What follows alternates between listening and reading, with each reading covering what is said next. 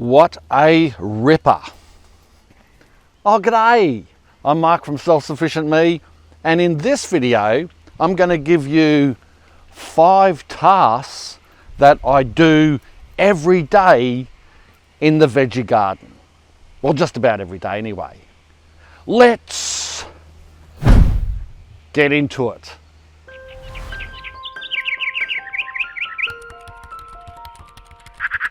What do you get when you rub an eggplant? A little aubergine. Number 1 is watering. You can have an automatic watering system, and that's fine for when you go away and all that, but I don't like them. I much prefer to water by hand.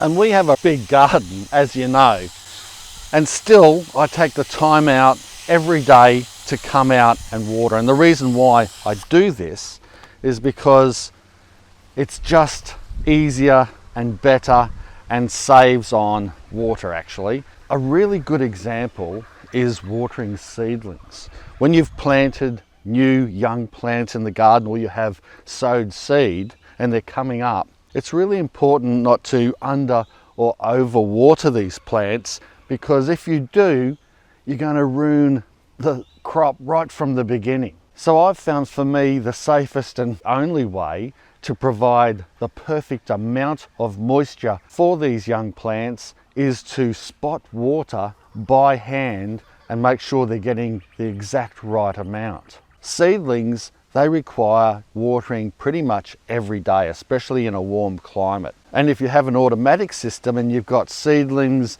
in amongst other more mature plants, well then you could be overwatering some of your mature plants and pretty much wasting water or affecting those cropping plants just because you want to keep your seedlings alive. So spot watering around the garden where you have those particular seedlings coming up is the way to go. And again, I do this often. If you're a beginner and you're not sure how to tell if the plants need water or not, part the mulch and get your finger, whack it into the soil up to about the second knuckle, and if you can feel the dampness, well then it doesn't need a water. If it's dry, well, it could probably do with a good watering in. Just one thing, don't go whacking your finger in hard clay-like soil willy-nilly, or it might end up like this. What type of dad jokes does water not like? Dry humour. And it's the same for fruit trees. Like this little Eureka lemon here, well, it's just a new tree, so I water it more often. Whereas a lot of these other mature trees, they don't need to water all the time, so it'd just be a waste of money to keep a watering system going, watering the whole orchard. Plus there's another thing. I have an EnviroCycle drip watering system that I move around, and at the moment it's watering this tree here and several other trees around the orchard, so it'd be silly to be watering those trees when they're already getting some regular water from our EnviroCycle. Number 2 is transplant. If you saw my last video on the refurbishment or fixing up of this long raised garden bed, you'd know that most of these plants here, particularly the tomatoes and the cucumbers, were all transplanted from other parts of the garden into here. And some of them are going okay. Other ones, like these cucumbers, well, they've perished. You have hit and miss. But the point is that what I like to do is transplant young seedlings that come up in other parts of the garden that might be in the wrong spot, so that I can put them in the right spot and let them grow on and have basically free plants and free food. And because we grow food all year round, and I often let our plants go to seed and then they propagate themselves coming up at the right time, because that's the way nature generally does it, I have numerous food crops coming up all over the place, sometimes even in the grass, that I can dig up and transplant somewhere else. Sometimes I just leave them grow where they've come up because that's an appropriate spot for them, and that's lucky. I don't have to disturb the plant or anything like that, and it grows well in situ. Other times, like these radishes here, these came up in this bed over here. Just like this one, you can see coming up. I probably won't move it, I might just leave that there because that's in a fairly good spot. Tomatoes happen to be one of my most prolific self-seeders. Look at them coming up here in these custard apple raised beds. So what I do is, of course, I don't want these big tomato plants taking over the bed and stealing nutrients and water from these new custard apple saplings. I will then dig them up, and if I've got the space, transplant them out into the garden. Just like that. Take them out by the root ball, give it a good trim up because that's too big to transplant, and I want to transplant it deep up the stem. So trim off all these sucker growths and side shoots. There we go, got a nice long stem there. And let's dig this one down nice and deep. Plonk the tomato plant in, backfill, beautiful. What are you doing there? Go on, bugger off. Water it in and make sure you water it every day until it starts to get some good growth about it, and then you can back off. And faster than you can say, I want tomato sauce on my meat pie, that tomato plant is going to be growing like nothing. Why did the man's veggie garden die? Because he refused to transplant. Number 3 is weed. Look, seriously, if you're not weeding every day, well then the weeds are going to be growing all over the top of you and your garden. And believe me, I know what it's like to get overrun by weeds and then have to have a huge day trying to pull them all out or cut them all down. So if you've got onion crops, they are a very thin type of plant and are susceptible to having weeds grow in between them. So that's why you have to be vigilant in a situation like this in particular, and make sure that we're pulling those weeds carefully. Sometimes they're not even weeds, it's like transplanting. Sometimes you've got a tomato in this case and you have some ruby streaks mustard.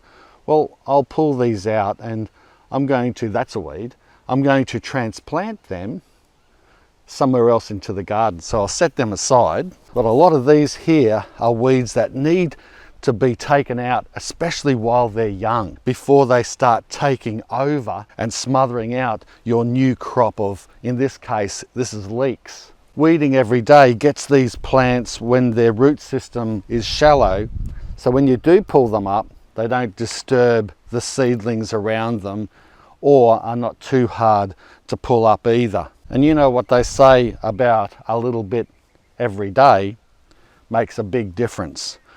Well, that was my good weed for the day. Number 4 is harvest. There's always something I can harvest every day. You can let some things dangle on the tree and harvest them over a long period of time. And you can let some plants stay in the ground, like these taro here. They can stay and you can harvest them one at a time, for example. So I'm not saying as soon as something is ready, like these eggplants, that you harvest them straight away. Sometimes you want to because you don't want the birds or the animals to get into it. And sometimes you want to harvest them, like these eggplants, before they start rotting. You might leave 1 or 2 on there to rot down and then collect the seed, which I do very often, and let it self-seed in the garden. I tell you what, it doesn't take too long for the animals to realize that there's something really nice ready to eat in the garden. Here's a good example, a sweet potato. This looks like it's been eaten by a rodent, maybe a rat, but it's not.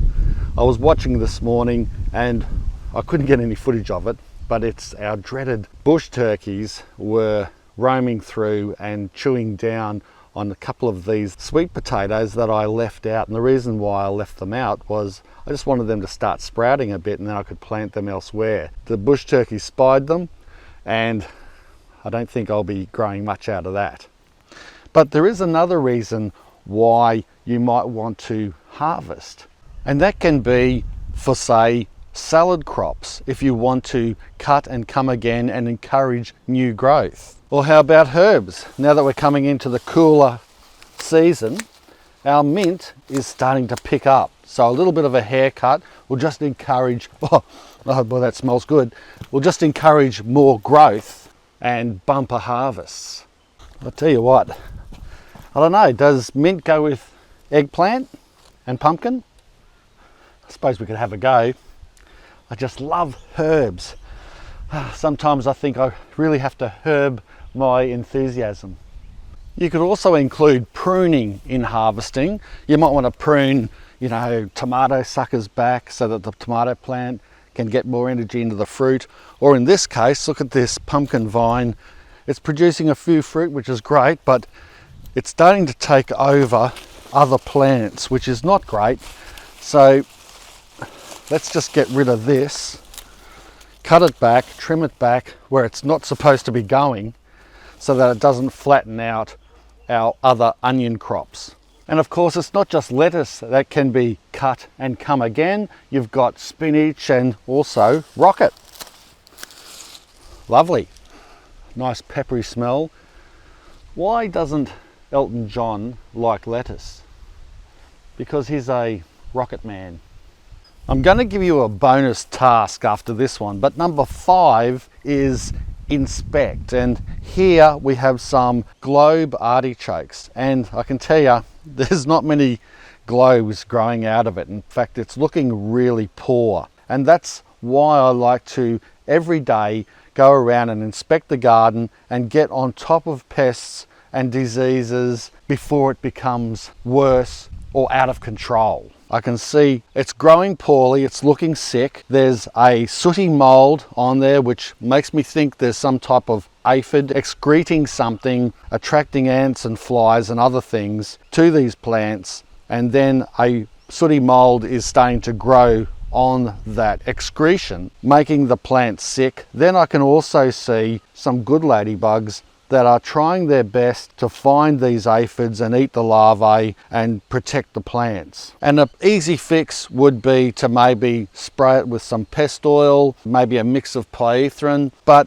it might surprise you, or maybe it mightn't if you watch me for a while, that I think that would be the worst thing to do, even though they're deemed organic type of controls for these types of pests, scale and aphid. What I don't want to do is harm those good bugs in the garden. You can see this plant here is growing really well. There's nothing on it. There's no scale, there's no sooty mold, there's no problems. But why is this one doing better than these other ones? Well, simply because it's an older plant, and I think it's had a better share of fertilizer, because I can see the leaves, they're looking very light and sickly. They should be a darker green. So before I go smashing these plants with chemicals, I should first try making these plants happier by giving them a feed with some liquid fertilizer, and then maybe a sprinkle of some slow release after that. Give it some compost, and when you've got a happier plant, you've got a stronger immune system in that plant,